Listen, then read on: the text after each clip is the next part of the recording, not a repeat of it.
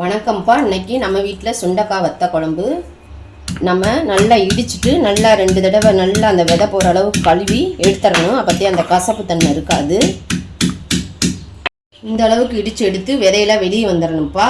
அப்போ தான் கழுவ நல்லாயிருக்கும். இப்போ நம்ம சுண்டக்காய் குழம்புக்கு எண்ணெய் ஊற்றிக்கலாம்ப்பா. கொஞ்சம் எண்ணெய் சேர்த்து விட்டால் தான் நல்லாயிருக்கும். கொஞ்சமாக கடுகு,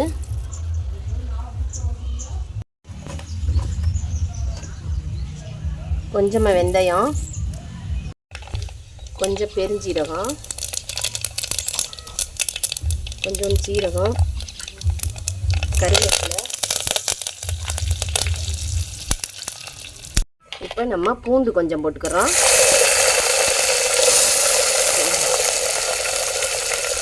இப்போ சின்ன வெங்காயம் கொஞ்சம் போட்டுக்கலாம்ப்பா.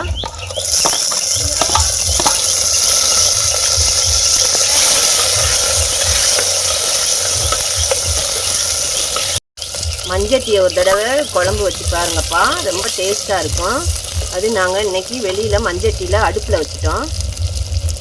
2 தக்காளி வெட்டி வச்சுருக்கோம்ப்பா, அதை சேர்த்துக்கலாம். இது நல்லா வணங்கணும்.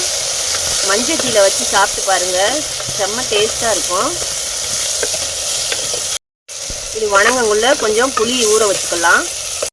நல்லா கழுவி வச்சுருக்கோம்ப்பா சுண்டைக்காயை. இப்போ வணங்கிருச்சு, சேர்த்துக்கலாம்.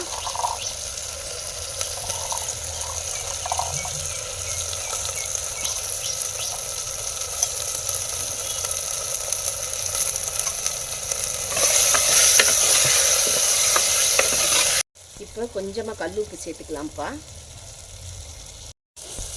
1/2 ஸ்பூன் மிளகாத்தூள்ப்பா, 1 ஸ்பூன் மல்லித்தூள், 1/2 ஸ்பூன் மஞ்சத்தூள், கரம் மசாலா 1/2 ஸ்பூனு. நம்ம புளி தண்ணி ஊற்றிக்கலாம்ப்பா.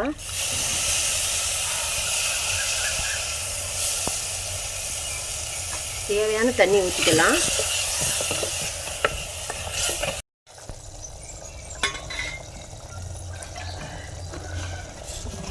பாருங்கப்பா எப்படி நல்லா எண்ணெய் பிரிஞ்சு சுண்டக்காய் வத்த குழம்பு ரெடி ஆயிடுச்சு.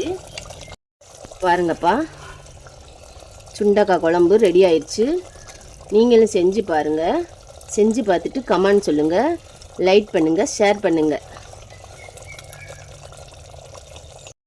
பாருங்கப்பா, மஞ்சட்டியை கீழே இறக்கி வச்சு கூட நல்லா கொதிச்சிட்ருக்கு. ஒரு தடவை மஞ்சட்டியில் வச்சு பார்த்துட்டு கமெண்ட் பண்ணுங்கப்பா.